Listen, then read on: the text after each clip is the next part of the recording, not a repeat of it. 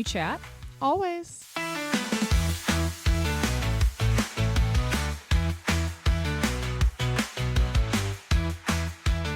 Howdy. Hiya. Tell me something interesting. How's bedtime? Ugh. Meh. I know, it's been getting you down. I would say on a scale of 1 to 10, it's like a 4. Oh my God, that's so much better than I thought you were going to say. Well, I'm an optimist. That's usually what I think about you. Yeah, no, Jack is still getting out of bed and laying on the floor by his door, waiting for one of us to come back in, which we have been advised not to do by the internet. And your pediatrician. And I did ask at his checkup, and she said he's fine. I think it's just a phase. Yeah, it's a phase. He still sleeps. I was saying to Tyler the other day, like I was like, oh my God, because, you know, we love to watch Jack Cam on the Nanette. Yeah. And I was like, I would crack so hard. Like, see you later. And Tyler's like, you can't crack. And I was like, okay, like, interesting. And he was like, it's really not that different from crate training. And at first I was like, oh, how could you say that? And then I was like, you're right. Like, he was like, once you go in there and take the dog out of the crate, they learn. Start over. Everything you've done thus far is out the window. Yes. He's like a little puppy. Toddlers are like puppies, except they're not as like fluffy. Yeah, I mean like adorable. No. He just has a lot of opinions right now. Do you think puppies or babies are cuter? You know, I don't know what I really think, because like a baby is so cute, but I was thinking, looking at our sweet little angel girls the other day, I was like, I don't know how a baby could ever be this cute. Like they're so soft and cuddly. I think puppies are so much cuter than babies. Like they're just like, babies are cute, but like not all dogs, puppies specifically. Puppies. And all of our dogs kind of look like permanent puppies. No, I know, but puppies in general, You accosted a woman on the street about a puppy recently. Because dog people, like when you see another dog person, especially someone with a small dog, like people with big dogs have like a chip on their shoulder. Mm-hmm. Like people do not like people with small dogs. I know. And it's so rude. Like, sorry that our dogs are cuter. Sorry that our dogs are cute and don't shed. And like enjoyable to be around. They're not like 200 pounds laying on your chest. And they don't smell weird. They don't really love to roll around in mud. Which I've heard a lot of big dogs do. We wouldn't know because we've never had big dogs. But anyway, I love all dogs, and I'm not including certain breeds in the big dog gang, such as golden retrievers, because they have the personalities of sweet little angels. If I could get a golden retriever that didn't shed, I would. I love golden retrievers. I cannot handle the shedding, and I cannot handle the slobber. Oh. Like, I love it for other people, and I love seeing their dogs in my own home. Yeah. I mean, like, would I get used to it? I'm sure. No, I don't think you specifically would, because I know I wouldn't. Oh, you think my standard for cleanliness is so much higher than would allow this. But I love dogs so much. Yeah. It's like you love Jack so much, but like you wouldn't let him draw on the wall. No. And I don't want him to slobber on me. Exactly. That's for sure. Exactly. He tried to lick my chin the other day and I was like, ah. That's cute. Yeah, people with big dogs are like, oh God, another small yappy dog. And it's like, be more jealous. There's a dog in our neighborhood. I think he's aggressive. I don't know. Like his parents keep one of those like intense collars on him. You know, like the chain ones. Ugh. And like they're always holding onto his leash so hard. And when he sees another dog or a human, he like pulls them a little. He looks like some sort of like mastiff combo. Oh. Like the kind of dogs they use for like dog fighting. Yeah, like he's not pit bull. He's not cute. He's not cuddly. And like I have no hate for pit bulls, but this dog is like a bit intimidating. The craziest thing about this family, his two parents and him, is they act annoyed that you're on the sidewalk when they're there. Your dogs. Like, I didn't come to your house. Like they're like give you a dirty look if you don't like move out of the way because their dog is coming for your dog. Their dog is gonna eat your dog in a second. And they're like so perturbed that you would deign to be on the sidewalk. They also don't go at like off times. Like this, if this were me, I would go at 6 a.m. and 6 p.m. and that's it. They'll go out like 6 a.m. and 11 p.m. No, literally, they go out at like 9 a.m. on a Saturday. Everyone's alive and alert with their children and dogs. We've spoken to other neighbors about it. Like, what is the issue here? Like, your dog is scary. I didn't make you get this dog. I think he's a rescue, so I feel bad. Okay, but even more so, do you want them to like bite the head off of a small, cute little dog? And they never say sorry. Like, he will literally be like, "Grrr," like snarling, and they just pass you by. Like, if that were me, I'd be like, so sorry, we're working on it. Like, he's a rescue. I personally cannot handle a big dog just because of like, I'm so used to having a small dog that then I love being around big dogs, but I don't really want to have one.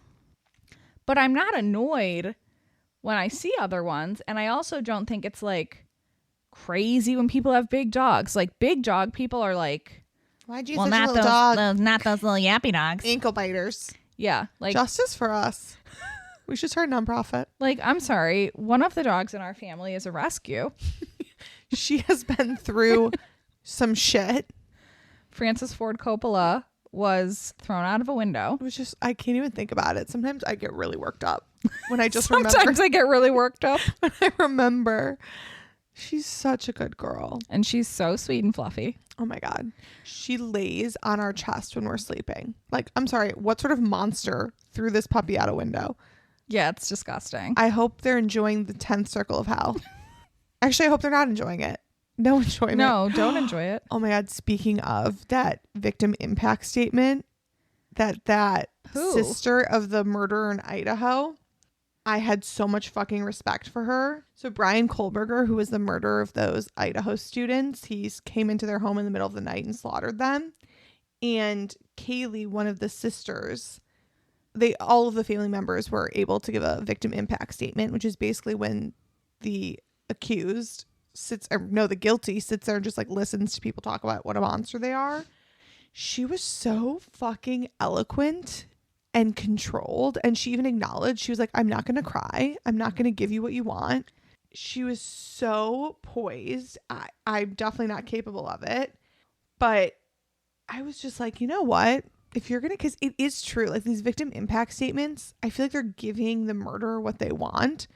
Like they're crying and they're like, you ruined our life. And like, and it's like, I'm a murderer. This is my plan. She was like, you're nothing.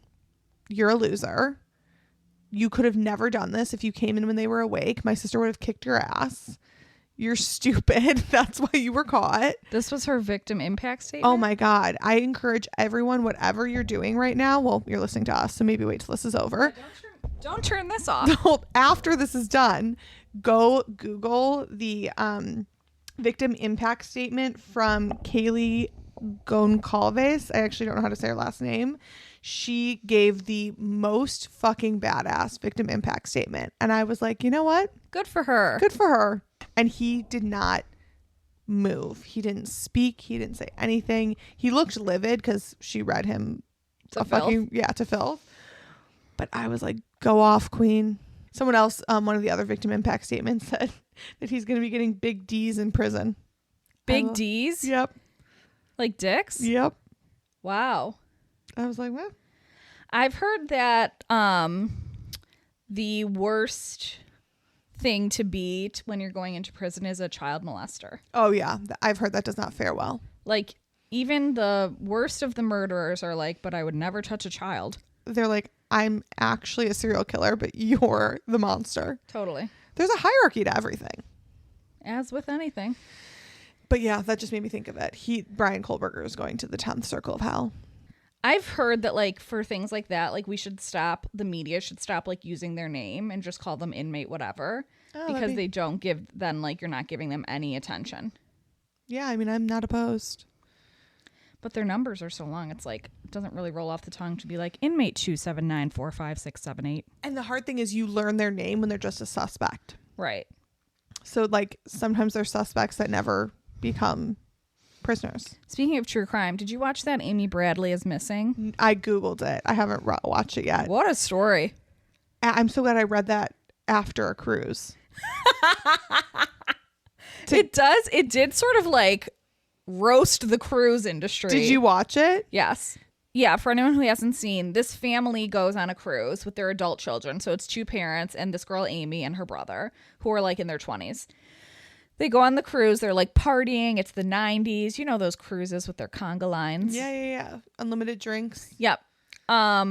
So they go out, the brother and sister, Amy and her brother, go out. They're partying to like the wee hours of the night, like 3 a.m. Mm-hmm.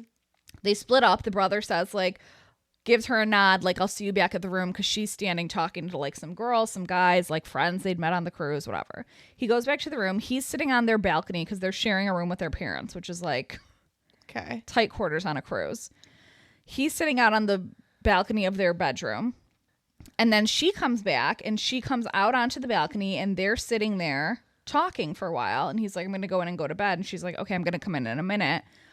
Falls asleep on a beach chair on their balcony. Yeah.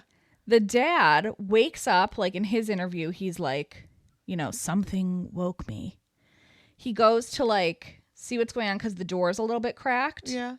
He sees her sleeping there. Yeah, on the chair. On the chair. And then like an hour later, wakes up again. She's not there. And her shirt that she was wearing, which had been a yellow polo, like what a time. 90s, baby.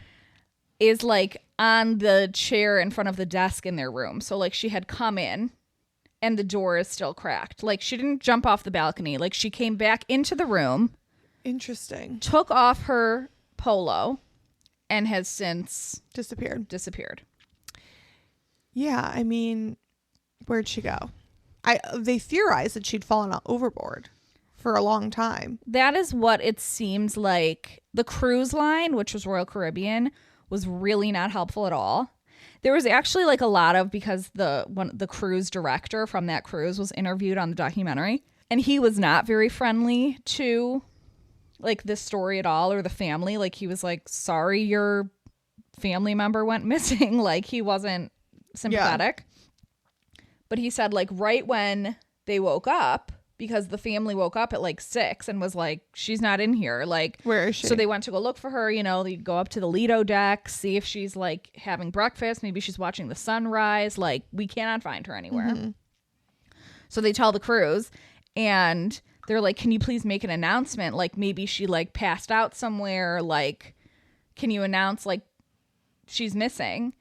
And the cruise was like, no, like it's 6 o'clock in the morning. We're not going to alarm our guests, which is so fucking annoying. Which I do kind of get. Like, I mean, she's missing. If I was awoken on our cruise at 6 a.m. for a missing person, I'd be like, thank you. I'd be like, they probably drank too much and they're asleep at the bar. But you have nothing to lose. Okay, you're coming from it from some, like an emergency preparedness. I'm just saying, like, if they are just drinking at the bar, you find them, and if they're not, you know sooner. Okay, the first 48. Ever heard of it? The cruise director was like not nice and intense, but his point was like, this is everyone's like cruise experience. We don't want to alarm people that like people are going missing. Someone did go missing, sir. So he's like, let's do a little bit of a sweep. They're docking in the Dominican this day. So like at like 6:30 the boat is docked. Like they hadn't docked and then they're like up to land. And so everyone is getting off, which is the worst thing for a case. Yes, everyone should have all been made to stay on the fucking boat. Which is what the family said, but like that would be crazy. That would not be crazy. Yes, it would.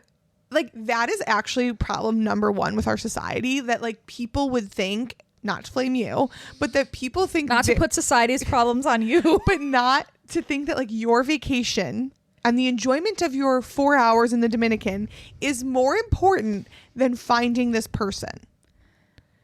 Okay. Like if you were missing on our cruise, I would lock the doors myself. No, I understand, but just listen. Okay. So like everyone's getting off the boat, which is hard because like what if someone has killed her and put her in a suitcase? She's in a suitcase. Yeah, obviously. Right. So the family was like, please, like, don't let anyone off. Like, we need to find her. Like, have everyone go to their cabins and like, let's do a check. They don't do that. Of course. Why would they? We're on vacation. Everyone gets off the boat. Oh, this is infuriating. They do like a full sweep, what they call a sweep of the ship, which was not as thorough as it should be. Don't find her. they're like, maybe she'll turn up. Maybe she got off. Maybe she was like on the boat, then she got off and just wanted to see the beaches of Punta Cana or whatever. And then there were a couple experts who were on, like, people who work the Coast Guard or whatever in the Dominican. And they're like, if she had jumped off the ship, like if her dad saw her at 5:30 and she jumped off the ship that close to shore, her body would have washed up. Like, the current would have brought her in. The current would have brought her in. There is no way she jumped off this boat.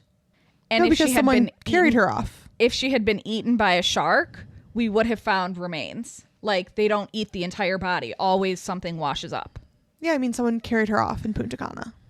It's a different outcome. Do you want to know what happens? No, because I don't want to ruin it for our listeners. I want to be along with everyone. But I'm infuriated. So after the first episode, you're like, is this woman alive? Is she dead? After it's 3 episodes, at the end, I personally feel that she is alive. And I'll just leave it there. Okay. I feel very discouraged by the cruise industry.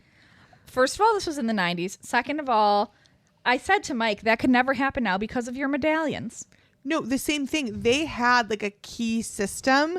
They could track when she went into the room. The exact same thing would have happened. It would show when you key into the room. Yes, but a lot of in that specific scenario, it didn't show when you left, which ours did. Ours showed when you came and went. Yep. And also when you knock on the door and someone opens it for you, it didn't because you didn't key in. Yeah. Ours shows where we are on the ship. I just am so discouraged by these morons. There's no chance these people should have been allowed off the boat. I kind of get it. In what world is your... I just can't imagine, like, let's say we're getting off, we're having an excursion plan to go scuba diving, and our thing is at 9 a.m., and at 8:30, they're like, we're actually not letting anyone off the ship because a family can't find their person. I'd be like, thank you, yes. Because if that were my person, I don't want you getting off the boat. I'd be like, why can't we get off, though? Because you didn't abduct her, but someone may have. Oh my God. Everyone's getting a really great insight into what it's like being with you when things like this happen. You mean someone who's responsible and caring and forward thinking? You're fortunate. It's just like whenever anything, like you and I were leaving somewhere one time, I can't remember what was the something, and they were doing like a drunk people stop on the street. Mm-hmm. What do they call those? I don't know the official name. Like the police. Were doing like a checkpoint. Yes, they were doing like a check for drunk drivers. Yeah. And it created so much fucking traffic. And I was like, this is so fucking dumb. Like, if you're drunk, just drive into a telephone pole. Why do we have to do this? And I was like, just wanting someone to commiserate with me. And you were like, this is really important to do because blah, blah, blah. I'd rather them catch the drunk person there than when they hit the family of 4. All right. Well, like, nothing I'm doing is more important than this person being found. Oh, I'm not going to go scuba diving. I'll live. Someone is missing, for God's sakes. I just am too much of an empath. Like, I always think, like, if that were my person and someone was like, I'm really sorry, we have a scuba diving excursion, I'd be like, get fucked. Like, if you were missing, I'd be like, we're shutting the ship down. Of course, that's what you would want because but you know me, and I'm not someone who would get like so blacked. But that's how her family probably felt. Like, we know our child. She would have come back. These people were partying. Like, partying does not equate with disappearing off a boat. I'm just saying, like, you would be like, she must have been drugged. Like, something actually crazy has happened versus, like, we have some friends who, if they went missing the morning of a cruise, we'd be like, no need to shut everything down. No, I would still feel that way. No, I wouldn't. I'd be like, we'll find her. But then you don't find her and you're like, whoopsie. Those people are actually the most susceptible to crimes like this because people laugh it off. Loosey-goosey. They're like, people are like, oh, they'll come back. And then they don't. I had a friend like this who I went on a trip with once who was a little kooky. And I was like even more diligent about knowing where the fuck she was. I can't keep tabs on this. Because like, I'm not going to be on watch when you end up in a river.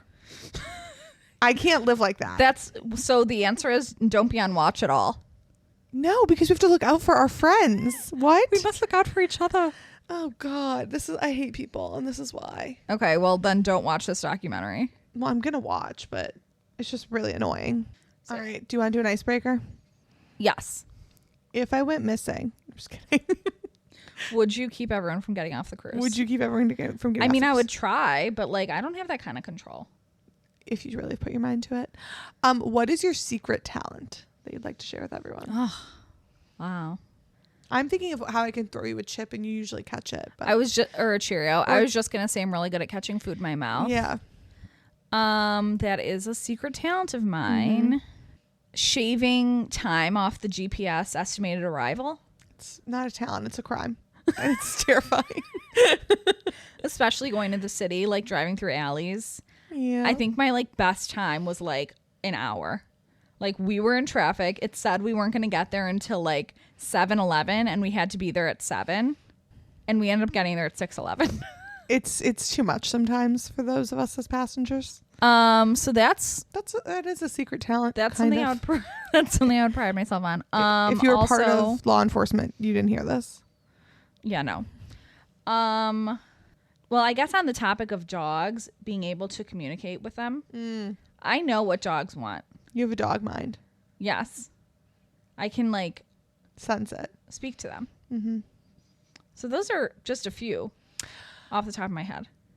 I have one, which is that I can get people to tell me literally their deepest, darkest secrets without even really trying.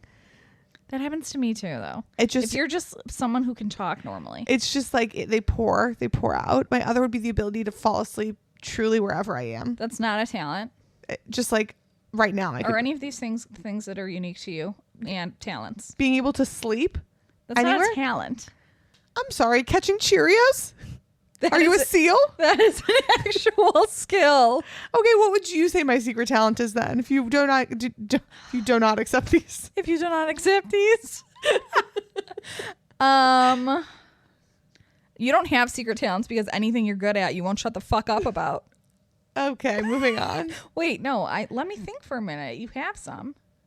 You just won't shut the fuck up about them. They're just not secrets. They're just talents. I'm really good at Mario Kart now that I've been practicing. Could you let me think? Okay, go ahead. Interrupting people? Fuck you. Add that to the list.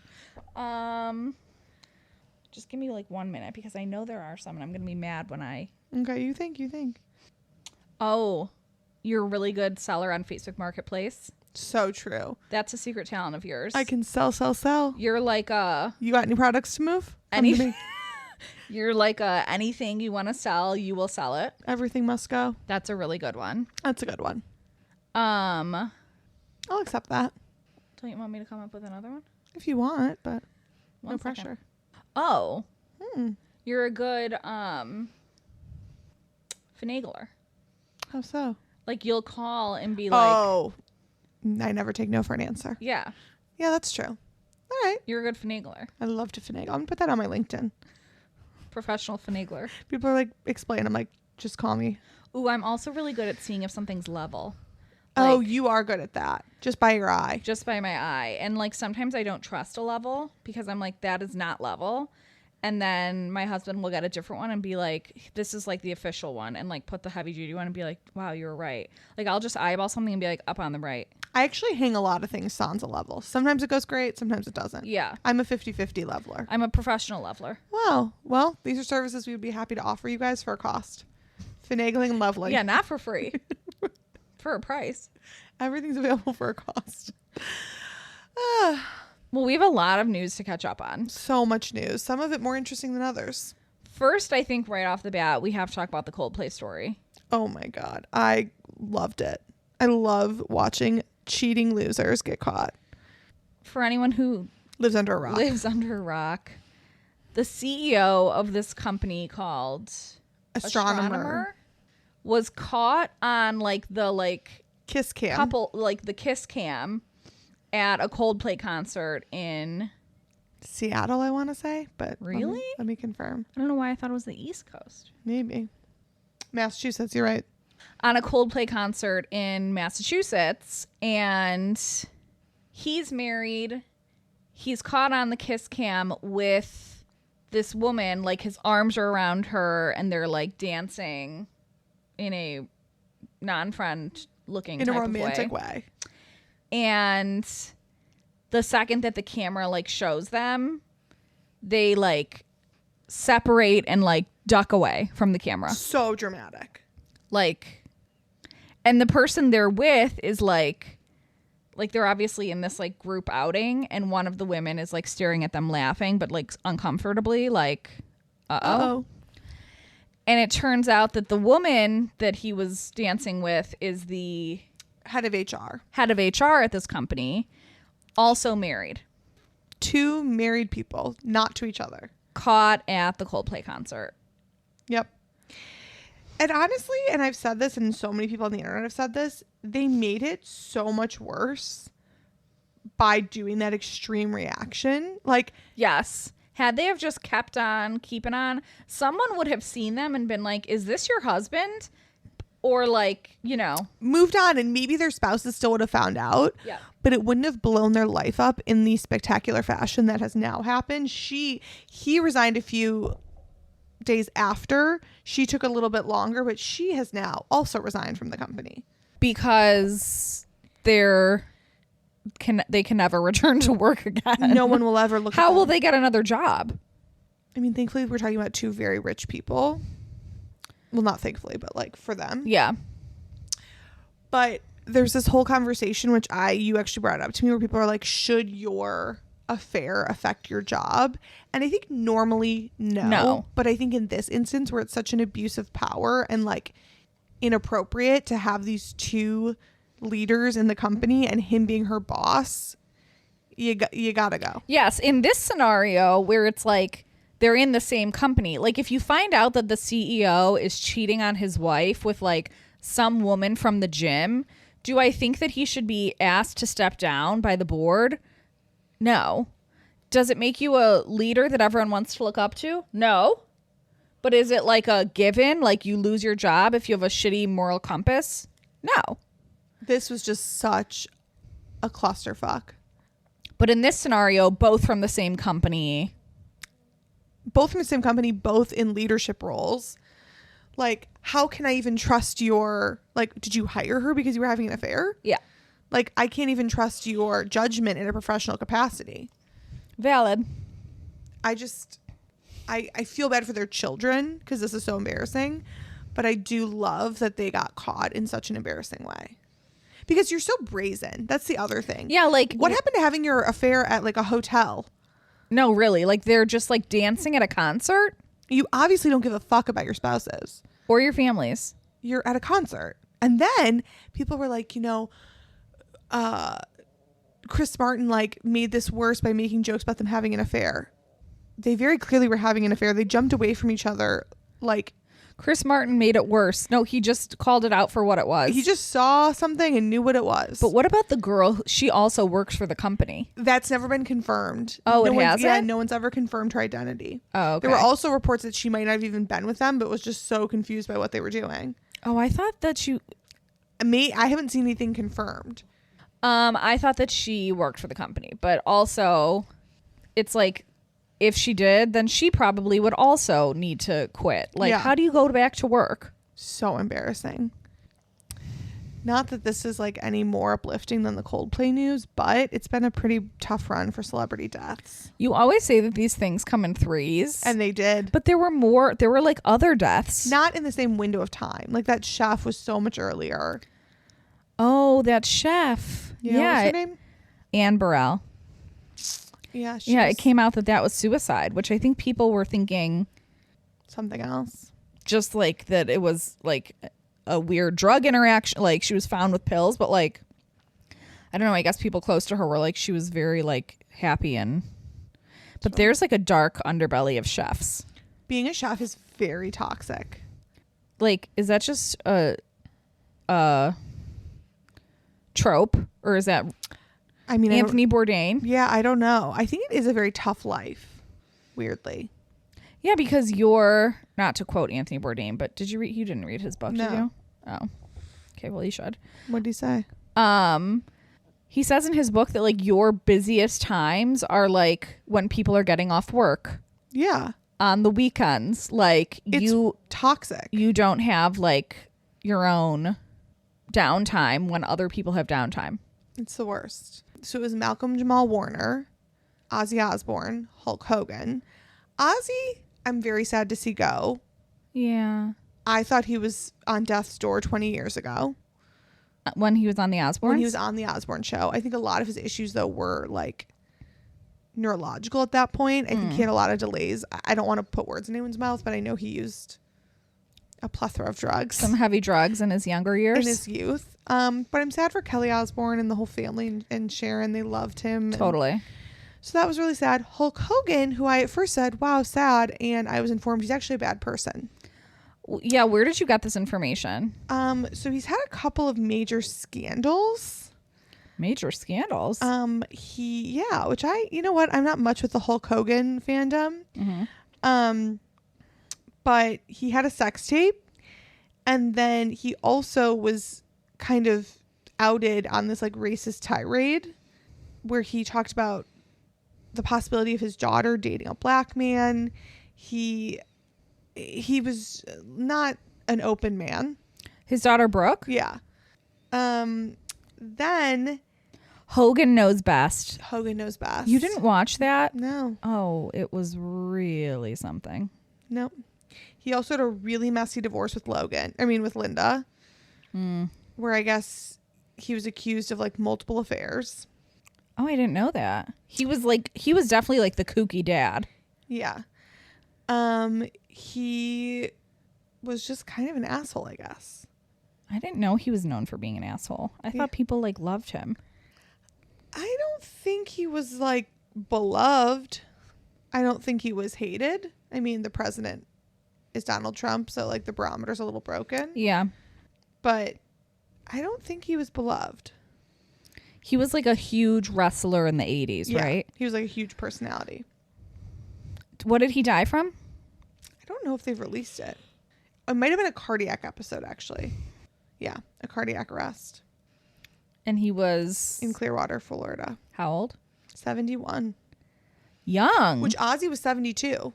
Which is Young. also crazy to me because I thought Ozzy was 72 well, when the Osbournes was yeah, hung. he seemed really old for a long time. So old. But he had Parkinson's. Oh. Yeah. How old was Malcolm Jamal? 54. Oh. He was very young. And what happened to him? Drowning. And that is my biggest fear. He was on a family vacation in Costa Rica. He was in the ocean and a tide, I think, just pulled him out. People do not take water and pool safety seriously enough. I don't know what you want us to do. Like, we're going to keep swimming. I love swimming. No one loves a pool more than me. I just want people to realize that it's dangerous. That's all I'm asking. And be more mindful when they're at the pool. But he wasn't in a pool. He was in a ocean. He was in an ocean, but like I think people always overestimate their swimming ability. Like the Not to blame wave, here. the wave came in. I'm sure the tide just pulled him out and he was not strong enough for it. But why is your ass far enough out there? Like not him, but people in general. Respect the water. But people want to enjoy the ocean. What are we supposed to do? Enjoy with responsibility at the like forefront. Don't swim out too far. Don't swim out too far. Don't swim alone. Take a look at the tides. Usually that stuff's online to see if it's going to be a high tide. This is something you're going to do before you go on a beach vacation. Take a look at the tides. I'm sorry. When's the last time I went on a beach vacation? I fucking hate beaches. I'm just curious. Pools. This is something that you want to do. Is do No. a quick tide check. Nope. I want people who are going on beach vacations to do it. I don't like sand. I don't like being that hot. I don't like dirty water. I'm not a beach girl. I'm a pool girl. But I see people at pools not watching their kids, and that makes me so fucking nervous because kids can drown in an instant. You do have like a drowning, like... I was a camp counselor. I was a camp counselor. I was a camp counselor many, many years ago. And we were all at the pool. My camp was there. And a child who was not with the camp, he was with someone else, was not being watched, and he drowned. And it was so fucking traumatizing. And I've never forgotten it. And so whenever I'm like so on high alert at like pools, when I see people not watching their kids, then I feel like an obligation to watch their kid. Well, I think you should just say, like, I think your kids, No, because people don't like that. Like, imagine if someone said to you, like... No, if you see something, like, happening. I have to watch to see it. So then I watch. You're keeping your eyes peeled. Yes. Makes me nervous. Speaking of drowning. Yeah. Emily Kiser So sad. Okay, so we mentioned it briefly, but more has come out. So Emily Kiser is an influencer who had 2 sons. One was 3, and then one she just had like a couple months ago, I think. Newborn. And her 3-year-old son drowned in her pool at home recently. Ugh. And there was a ton of speculation. Oh, her followers, because, you know, when you're an influencer and you post so much and then you stop posting, people were like, what happened to Emily Kiser? Like, she had like gone dark.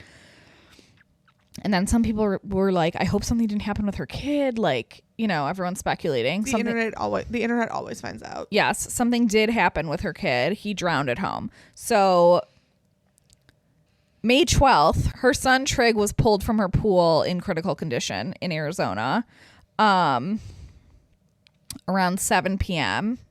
When officers arrived, they found the 3-year-old boy, later identified him as Trig Kiser, unconscious after being pulled from a backyard pool and being administered CPR.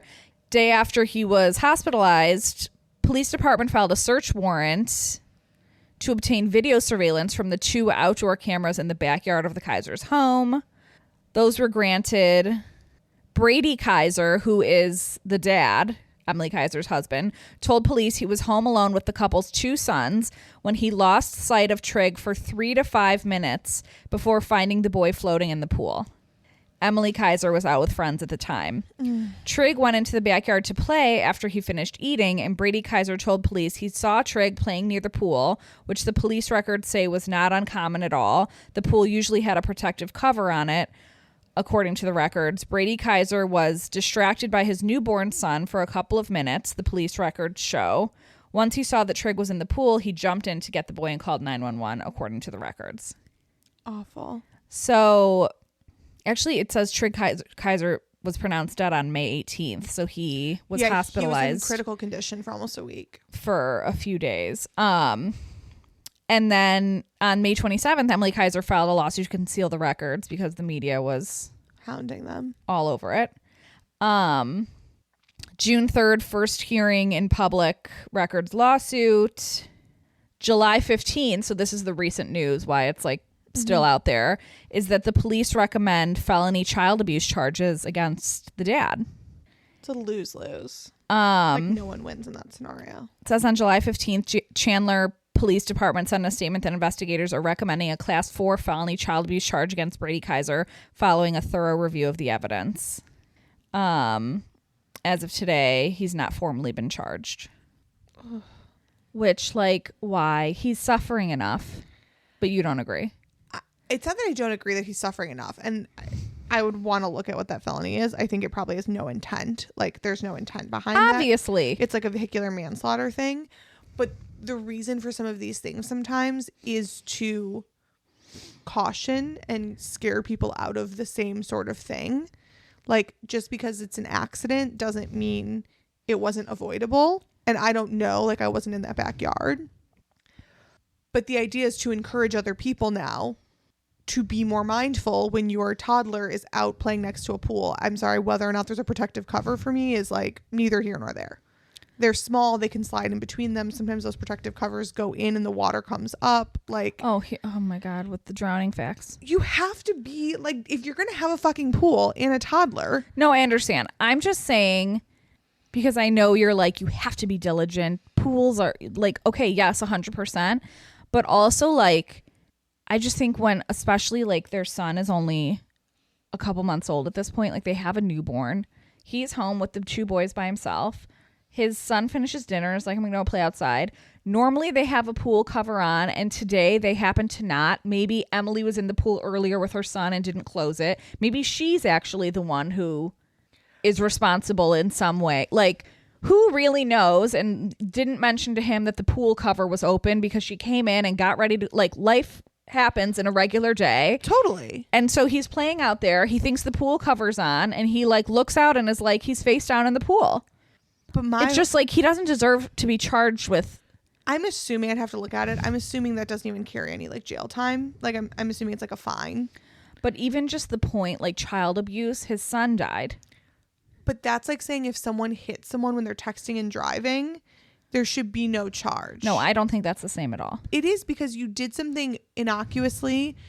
It was like, wrong. You didn't know that you were going to hurt someone else. If you run your own child over? It depends on the circumstances. If it is fully unavoidable, like if there is nothing that could have been done, God forbid that this child, and I feel so bad because I do think this person is suffering, but if that child got outside and he's playing and he tripped and fell and hit his head, okay, that's unavoidable. It's a traumatic brain injury. You couldn't have you couldn't have seen that coming. Totally. My issue is when you have a pool in your backyard, your child shouldn't be out there alone, period, when they're that age. Like, that to me just doesn't compute. And I wouldn't, if I was watching Jack at a house that had a pool in the backyard, I would never let him go play outside by himself, whether there's a cover or not. Yes, I think that's totally different. Like, at your own house, I think he's probably being less diligent. Yeah. Because like they're at home every day and he knows his own home. So like it's like he was at a friend's house and just like the kids by a pool. You don't know this pool. I think that for sure, but like I don't know, I just think he was 3. Like, what 3-year-old should be by a pool themselves? It's not like, maybe he thought the cover was on, or maybe he's like, why would you go in the pool? Because he's 3. Right. No, I agree. That would be dumb. But if the pool cover is on, those covers are still like, who knows what kind of cover it is? Maybe it was the retractable kind. It doesn't matter. Your kid shouldn't be outside by themselves with a pool. I will never think that that's not a huge oversight. With the pool cover on? With those pool covers, again, are not meant to be walked on. It's meant to keep gook out of your pool. So like, what are the gaps on the side? Could he slip into it? Like, that could be even worse if he slips into it under a pool cover. I think some of them now are like, there are no gaps. Like they retract. Neither here nor there. Okay. Your child should not be outside with a pool. I don't think a 3-year-old should really be anywhere by themselves. That I wasn't going to say that, but agreed. I also don't think your 3-year-old should go play in the backyard by themselves. But people do let their kids play in, if it's a fenced yard. Totally. I think that's nuts, but no judgment. You think that's nuts? I think a 3-year-old, like now being with Jack all the time and seeing his like mental capacity at 3, like he fell through the chair at our dining room table. I was watching him. He has like no awareness of his body. Like, are you saying Jack's not a genius? No, I'm just saying he's 3. Like he sat in the chair and it has like a gap in the back. It's one of those stupid mid-century, wishbone. Yeah, mid-century chairs, and he just folded himself through the back, and I was sitting right there. And that's me sitting there in the house. But sometimes I think you're too over. Like a lot of Jack's injuries have happened on your watch. No, that's not true. Do not fucking put this out there. Not true. Yeah, you're secure overprotective. I'm like, I'm so sorry. I really think it's like your hovering that causes it. It's a vibe. Oh, my hovering. Yes. Okay. Well, this is neither here nor there. I'm just saying I wouldn't let Jack go play in a fenced-in backyard by himself. What the fuck am I doing? In your own yard. No. You're at home. Why can't he play in his own yard? By himself? Like you're home and like looking out the window. Then I'm going to just go outside if I have to look out the window. Oh, that sounds crazy. Why can't they play in the yard? If there were other kids, for sure. Like when he's out there with like our friend Morgan's son, who's a little older. And yes. Like, they're entertaining each other. What is he possibly going to do by himself out there that I don't need to be worried about? Play with a sprinkler. He's running back and forth in the sprinkler. But why not just watch him? Like if it's not fenced in, I get it. He could just run away. But like, I just don't. It doesn't track for me. At 3. Okay. 5 feels different. Even 4 feels like there's a big jump between 3 and 4. Jack is so smart. He's still a little baby. I don't let him do anything by himself. Right. I'm saying he's still a little baby. But if I had a fenced in yard, I can imagine like letting him play at his water table in our yard while I'm like, if I have a clear view of him. The view would have avoided this. The issue is no one was viewing. But like, it's not like you're sitting there at your table just like staring at him only. Like you're washing dishes and watching him. I think this is a lose-lose. Like I totally think this man made a really benign, innocent decision that resulted in something horrible. And if they don't press charges, that's fine too. But I could understand the jump when it's like you hear that someone let their 3-year-old go play outside next to a pool for 5 minutes unattended. Yeah, no, not a responsible decision at all, Like, but not the child abuse. That's like, there have been people who've forgotten their children in their car and they, God forbid, I don't even want to say it, don't make it. That's child abuse. You didn't mean to, but you forgot your kid in the car. Okay. A hot car is an important note. That also feels like way worse.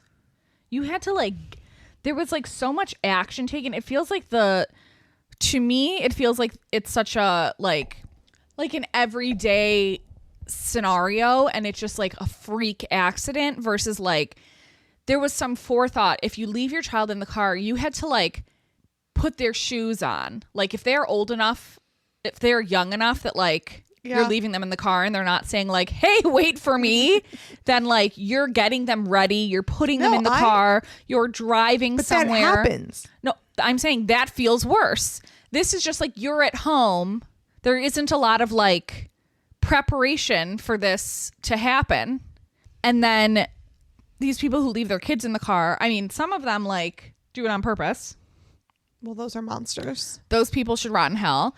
And the people who forget their kids in the car, even that is like, well, what the hell happened? You know, like maybe you like get out and start like you're halfway to the store and then you're like, what the fuck did I come here with? Like, you know, you're in your own head and then you turn back around. Of course that shit happens. But when you leave them in the car and like something happens, you're dumb.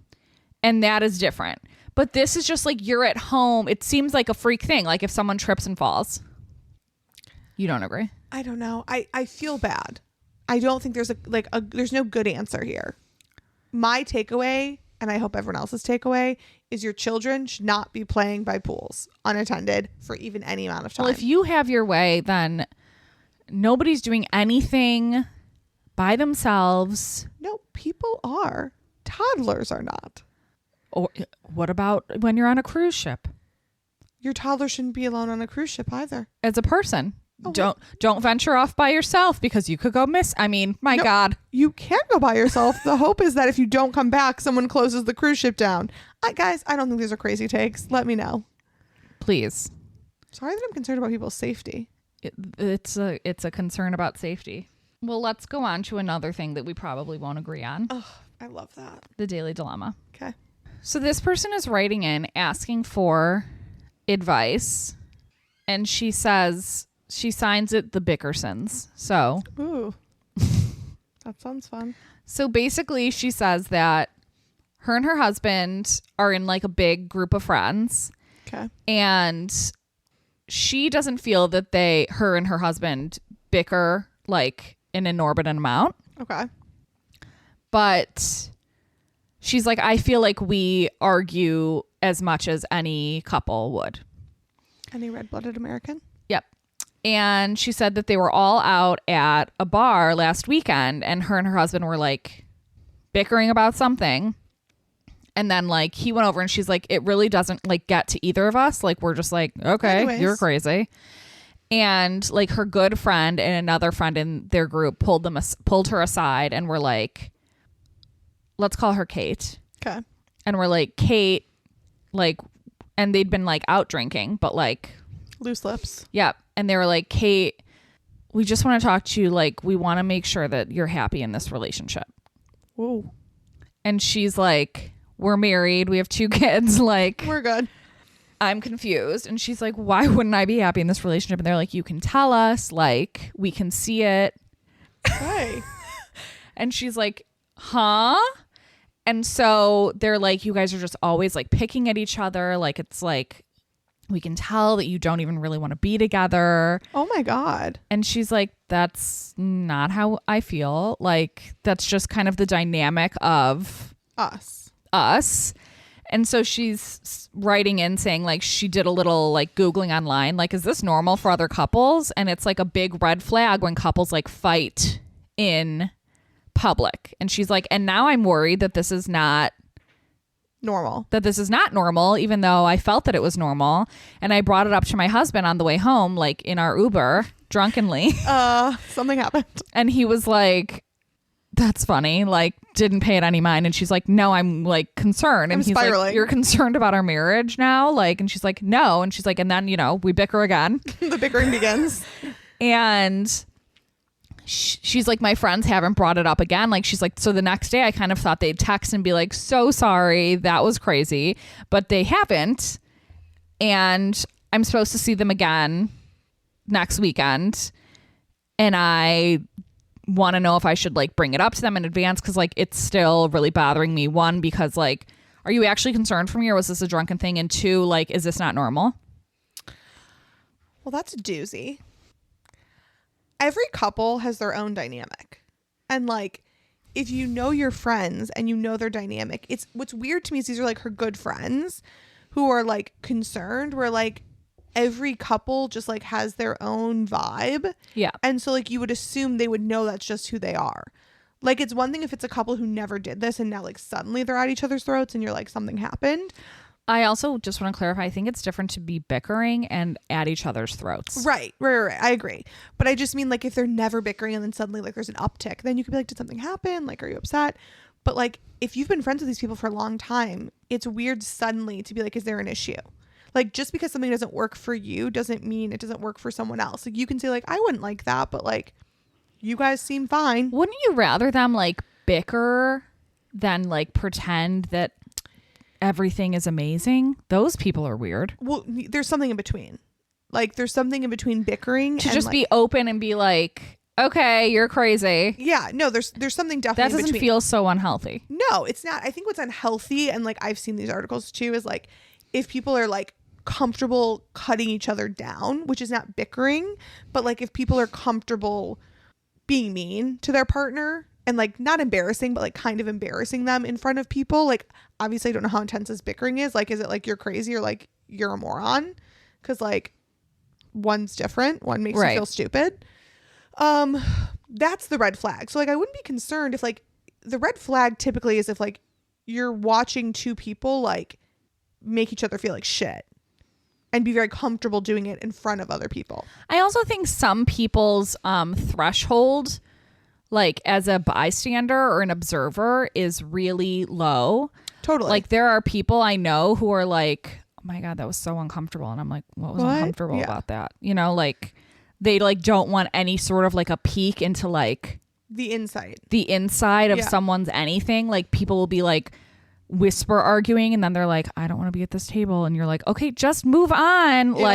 It'll end. Like live your life. No, I agree. I think it's weird that these people who are allegedly her close friends, like I would definitely say something to them. Like, I was confused because like this is kind of who we've always been. And like every group, every friend group, every marriage has like its own dynamic.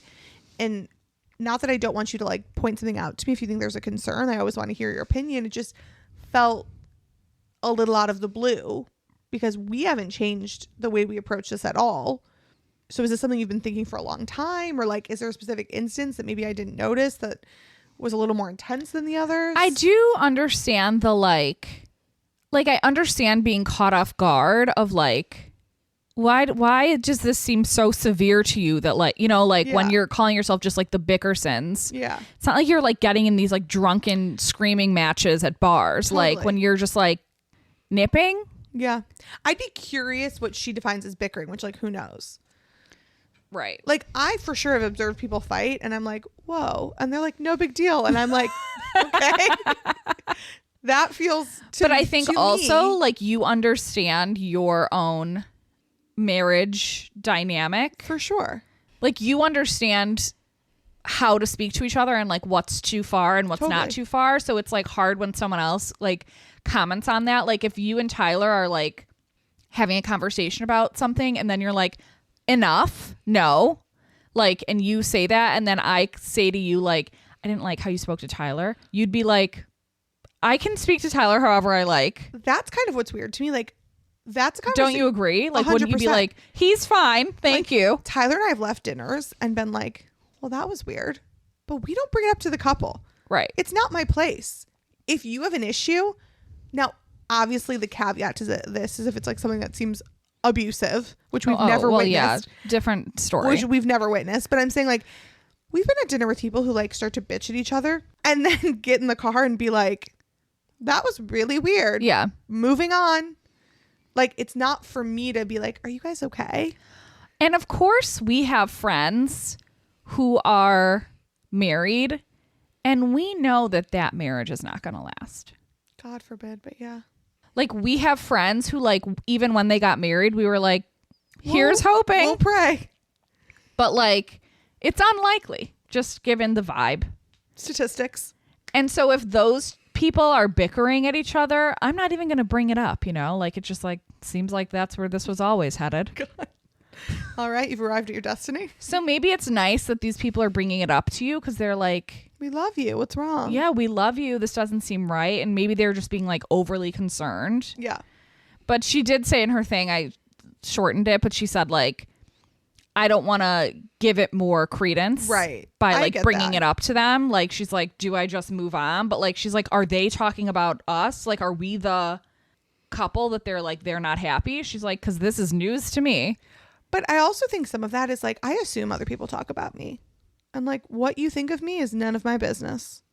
Like, as long as I know I'm happy, and not specifically in this arena, but I just mean like, they probably are talking about you.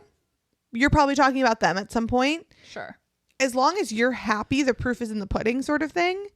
Like, and I also think what you could bring up to them is like, we bicker more in front of you because we're comfortable. Like, Tyler and I are not like a public fighting couple. Like, that's just like not our vibe. But like, people we're more comfortable with, we will bicker in front of. Right. Because like, I don't give a shit. Like, right. I know that you know we're fine. So if we're not bickering in front of you, that feels more like we don't know you that well. It's more uncomfortable when someone you're not that close to starts going in on their spouse. Yeah. I just think like other people commenting on how your relationship is, like, everyone's relationship is not for you, and that's why you're not in that relationship. Cheers. That's not your relationship. Yeah. Right. Like, I see pretty much everyone else's marriage/relationship. I'm like, well, that's fucking crazy.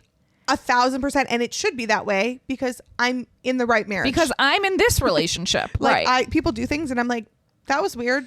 Not for me though. Right. I don't have to deal with that. It's like people who I feel that way about people's houses. love hiking. I feel that way about hiking. Like, Don't there's make a me hat hike. for every hat. I don't want to hike. Most people's houses I go to, I'm like, nah, I'm glad I don't live here. And I don't want to live here. And I don't. Right. And then That's a really good analogy. I like, don't. it's a lovely home. Happy you live here. I would never buy that home. I don't want it. And I wouldn't make the same Decor choices. but you live there and I live here. And you're happy there. Right. So enjoy. The only time you should say something is if you go to your friend's home and it's on fire. And you're like, your house is on fire. Yeah. And they're acting like it's not. Exactly. Like, but it is. Then you should mention something. Do you want to get out of here? But if you just don't like the sofa, that's an inside thought. That's unless it's your sofa. Then you should say something. Right. Yeah. We kind of agree. Then I'm definitely going to tell you if I don't like your couch. Yeah. But you wouldn't buy a couch I didn't like. Of course not. That'd be crazy. That would just be absolutely crazy. Crazy.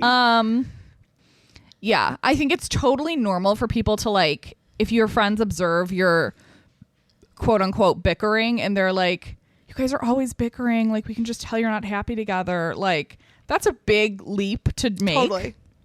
To say, like, you're not happy together. And I feel like you're justified in bringing it up. Like, That threw me off. yeah, that threw me off. I hope you don't feel that way. Like, we are happy together. It's hard to then have to, like, justify And your prove happiness. yourself. That's yeah, an like, awkward position to be in. yeah, like, we're so happy. And then you Because don't want to stop bickering. that's what someone who's unhappy would say. Yeah, and you don't want to stop bickering because now you're not being authentic. Right. Although I cannot handle bickering myself. I could not be in a bickerson. I get exhausted by it. Being around a bickerson? No, being in a bickerson. Oh. But I don't have to be. They You're are not. and they're happy. Right. So, yeah, that is tough because, like, if you bring it up to them, then you're like, Defensive. we're so happy. Yeah, what they think of you is none of your business, I believe. So just leave it? I think just say, that was kind of weird. Like, don't harp on it. I didn't love that you guys brought it up. Obviously, if there's something that's a concern, I want you to bring it up. But, like, That's just who we that's are. just who we are. Yeah, I think you don't have to say, like, if you have to say we're happy, then, like, Don't say we're happy. yeah. Just leave it out like that was weird to bring up. Just be like, yeah, it threw me off. Like, we're always bickering and it doesn't affect us. An unhappy person would say how happy they were. Exactly. Yeah. But I think we can all relate to, like, knowing that couple or couples who you're like, these two are not happy together. Well, those definitely exist. And that is not just bickering. And that's not for you to say either. Unless that person is very close to you. Of course. But we're just saying like people we know. Yeah. Keep your opinions to yourselves, guys. But that would definitely be something to bring up, I think, because you're going to hang out with these people and probably continue bickering. Yeah, I would just say it bugged you. Like Yeah. that's what I'm saying. If these are your closest friends, you have to be able to say like, that was annoying. You Yeah. bugged me. Now I want to bicker with you. Yeah, and now I'm going to turn my bickering powers toward you. You guys have really done it this time. Oh, you don't like my bickering? See how it feels. Welcome. Well, I'm glad we could agree on this. We agree on that one You didn't see it coming. for once. All right. Well, I'll call you later. Call you later. Love you.